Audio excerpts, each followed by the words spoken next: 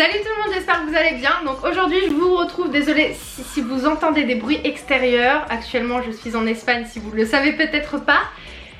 Donc c'est la fête du matin au soir, voilà.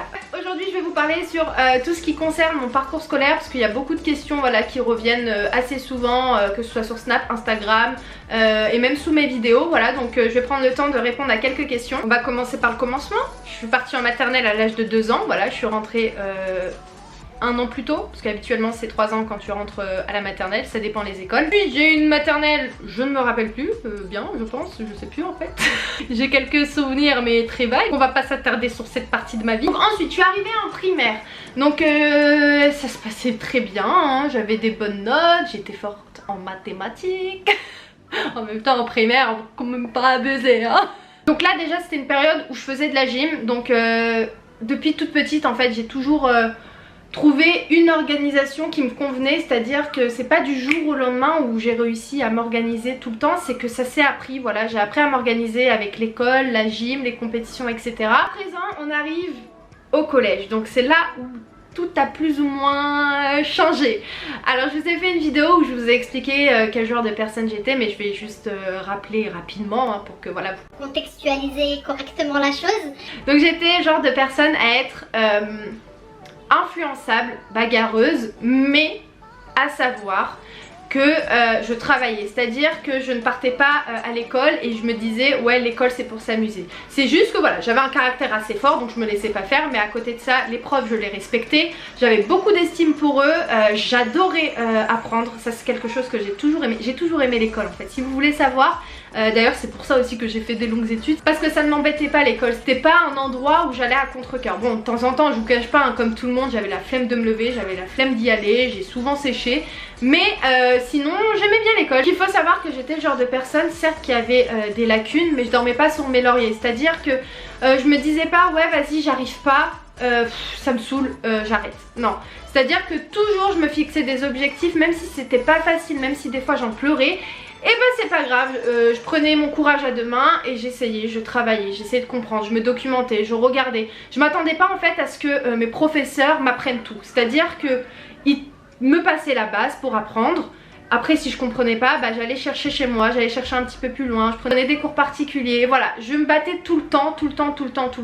C'est vrai qu'arrivé à un certain moment, tu satures un petit peu. Je pense aussi que cette année a été une année un peu de trop, je vous expliquerai plus en détail après. Donc voilà, j'avais des bonnes notes, je suivais, j'avais toujours les félicitations de mes profs. Mais c'était pas facile quoi, je ramais souvent. Et quand vous fournissez du travail, les profs le ressentent. Donc ça, ne pensez pas que les profs ne le voient pas. En même temps, il y avait aussi la gym, donc c'était très fatigant. En cours, j'étais très fatiguée. Il y a une période, il y a une prof à moi, c'était ma prof principale de sport. Un jour, en fait, elle a appelé ma mère et elle a dit là... Imen est très fatiguée. Et en fait c'est juste que je m'endormais, enfin c'est juste, c'est pas normal, mais je m'endormais en cours, c'est à dire que même pendant les contrôles j'avais même pas la force de réfléchir tellement que j'étais épuisée avec la gym.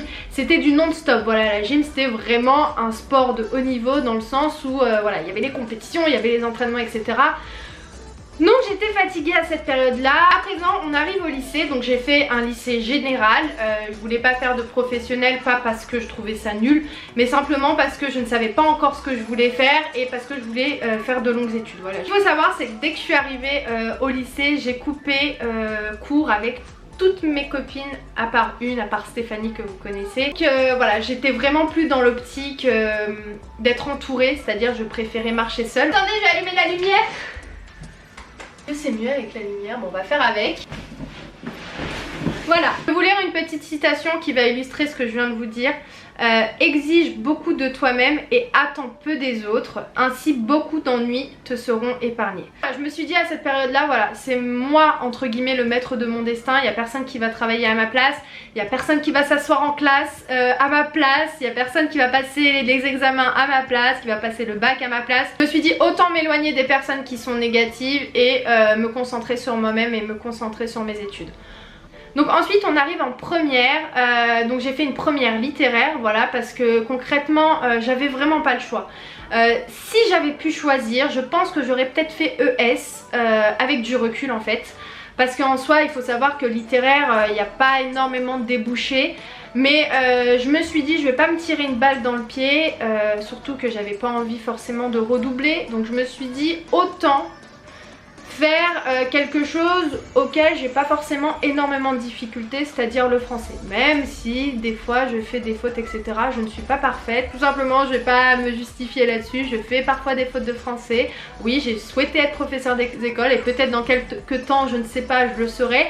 Mais ça ne veut pas dire que je suis une mauvaise personne, que je suis nulle parce que je fais 2-3 fautes de français par-ci par-là qui parfois choquent des personnes. J'en suis désolée. Heureusement à la fin de l'année, vous savez, vous avez des épreuves anticipé du bac, donc j'ai eu un retard de points parce que voilà, franchement j'avais pas révisé du tout, c'est-à-dire que j'étais pas concentrée. Voilà, le premier semestre je n'ai rien foutu. Le premier semestre de ma première littéraire, j'étais là sans être là en fait. Voilà, j'allais en cours sans forcément participer, j'écoutais, ça rentrait par là, ça ressortait par là, j'étais pas motivée, j'avais une perte de motivation vraiment énorme au premier semestre de ma première.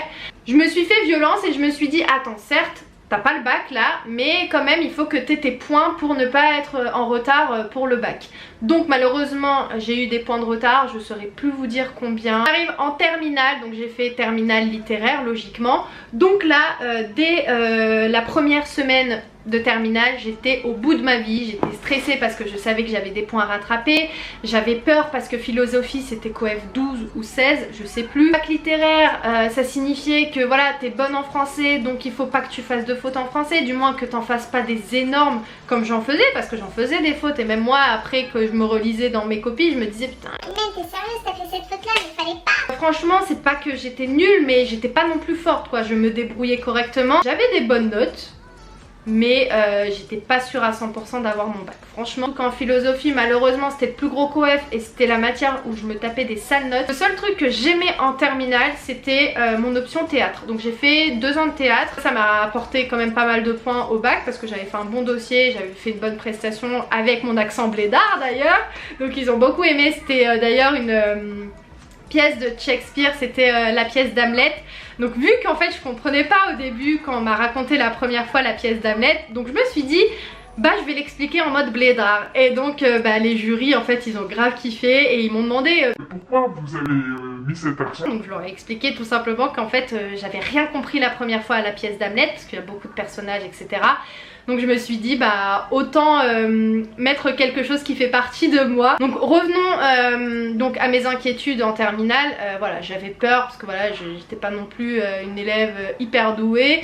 Mais je m'en sortais, c'est-à-dire que comme je vous ai dit, je bossais à fond la caisse. Franchement pour le coup, c'est une année où je me suis vraiment dit j'ai pas envie de refaire une terminale, donc c'est le moment ou jamais. Étonnamment j'ai eu le bac à 11,45. Si vous voulez savoir ce qui m'a sauvée, c'est la philosophie.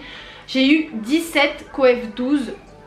Donc en fait pour moi j'étais choquée. J'étais partie avec Ayoub chercher mon relevé de notes. Il m'a dit ouais même t'as eu 17 en philosophie. Et je sais pas comment, bon je vous cache pas, j'étais dans ma bulle quand j'étais en philo.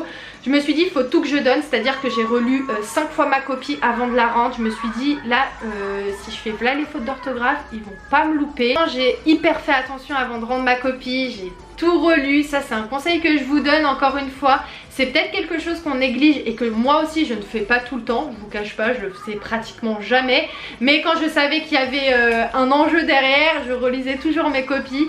Donc vraiment, quand vous avez fini votre devoir sur table ou même les devoirs que vous devez rendre, posez-vous 10 minutes et relisez vraiment parce que ça enlève des points et les profs n'aiment pas trop ça. On arrive à la fac, donc moi j'ai franchement énormément aimé la fac.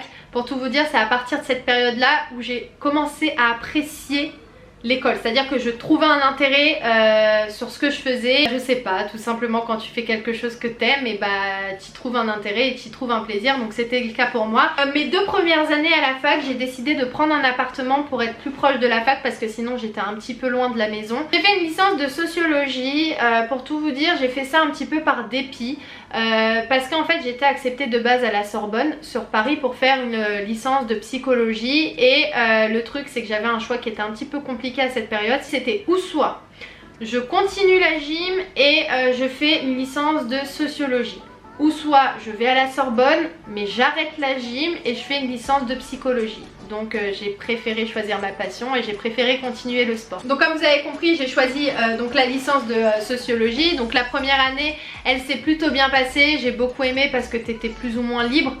Mais ça peut être très vite un piège pour les personnes qui ne sont pas forcément organisées. Dans le sens où quand tu vas à la fac, c'est complètement différent du lycée parce que déjà t'as plus le cadre qui va avec. C'est-à-dire tu vas aller à la fac, t'y vas, tu veux pas y aller, il y a personne qui va te dire hey, Coco t'es pas allé à l'école, comment ça se fait? Personne qui va appeler tes parents, madame, monsieur, votre fille, fils n'est pas là, comment ça se fait? Enfin t'es vraiment solitaire dans ce côté là. Et puis moi ça me faisait pas peur parce que voilà, je voulais faire mes études, je voulais continuer l'école. Donc je ne suis pas partie en fait à la fac par dépit. C'est pour ça que ça me faisait pas peur ce côté où il y avait personne derrière toi.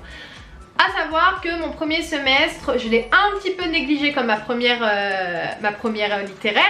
C'est que bah, j'allais pas tout le temps, voilà, parce que t'as les cours magistraux où t'as rien à signer en fait, donc bah, j'y allais pas trop. Il y a des cours que je n'ai jamais vus de ma vie, je n'ai jamais vu les profs. Arrivé au partiel, je suis en mode, j'espère que la prof elle va pas venir me voir en me disant Vous êtes qui mademoiselle? Je ne vous ai jamais vu à mon cours. Donc je vous cache pas que j'étais un petit peu en mode cachette. Pendant les partiels j'étais un petit peu stressée, je me suis dit oh là là, elle va me mettre mal à l'aise dès le début, elle va m'avoir dans son collimateur, ça va être le merde. Certes j'allais pas en cours, mais voilà, je rattrapais le cours. Et à savoir qu'à la fac, c'est chacun pour sa poire. C'est mon expérience. Ouais, ça va, j'ai eu de la chance, je suis tombée quand même sur des personnes qui étaient assez sympathiques, surtout sur une personne que je kiffe. Je peux tomber sur des personnes où c'est même pas besoin de leur demander l'heure. J'ai eu ma première année avec 11 si je me souviens bien. Ensuite deuxième année à la fac, là j'ai commencé à vraiment aimer ce que je faisais. C'est-à-dire que la sociologie m'a énormément appris sur le monde dans lequel on est. Ça m'a beaucoup ouvert les yeux et je suis tombée vraiment amoureuse de cette filière. Pour tout vous dire à quel point j'aimais la sociologie, le soir après la fac je partais sur Paris avec Ayoub, on partait à des conférences avec des profs à nous parce que franchement j'aimais énormément ça. Après j'ai fait une deuxième année, bah pareil hein, c'était dans la continuité de la première année, donc ça s'est bien passé. C'était un petit peu difficile etc parce que je faisais encore la gym, donc c'était compliqué de faire des allers-retours. Mais voilà, j'essaie toujours de m'organiser un maximum. En troisième année, j'ai fait un parcours PE, professorat des écoles. Donc dès la troisième année, en fait, j'étais dans le milieu de l'enseignement. Donc en fait, ce qui se passait, c'est que une fois par semaine, j'étais dans une classe juste en observation. C'était un stage en fait pendant toute une année, donc c'était un stage rémunéré. On était quand même très bien payé, hein, faut pas le nier, ça c'était un très gros avantage. J'ai eu une licence de sociologie parcours PE, c'est-à-dire licence de sociologie professorat des écoles, je crois que c'est ça. Là je pense que je vais terminer cette vidéo maintenant, sinon je pense qu'elle va être trop longue. Si une vidéo spéciale sur mon master vous intéresse, n'hésitez pas à me le dire en commentaire parce que pour le coup j'ai pas mal de choses à vous dire dans le sens où voilà, c'était peut-être des années de trop mentalement parlant, donc si ça vous intéresse sur qu'est-ce que j'ai fait comme master, parce que comme vous savez j'étais en alternance professorat des écoles, comme vous avez pu voir dans mes vlogs, j'étais en stage donc j'avais des classes en charge etc. Pour faire court, si une vidéo essentiellement sur le master MEF professeur des écoles vous intéresse, vous me dites tout ça en commentaire, je pourrais peut-être vous apporter des conseils pour les révisions, pour le concours, sur mon expérience aussi, comment j'ai vécu la chose, sur je sais pas pourquoi aussi j'ai pas continué, peut-être que ça pourrait je sais pas vous éclairer, je sais pas comment encore je vais faire cette vidéo, mais si tout ça vous intéresse vous me le dites en commentaire. Et en attendant, si vous n'êtes pas encore abonné à ma chaîne, vous avez juste à cliquer ici sur ma petite tête. Pour regarder ma dernière vidéo, vous avez juste à cliquer ici. Voilà, donc moi en attendant je vous fais plein de gros bisous et je vous dis à très vite dans une nouvelle vidéo. Ciao.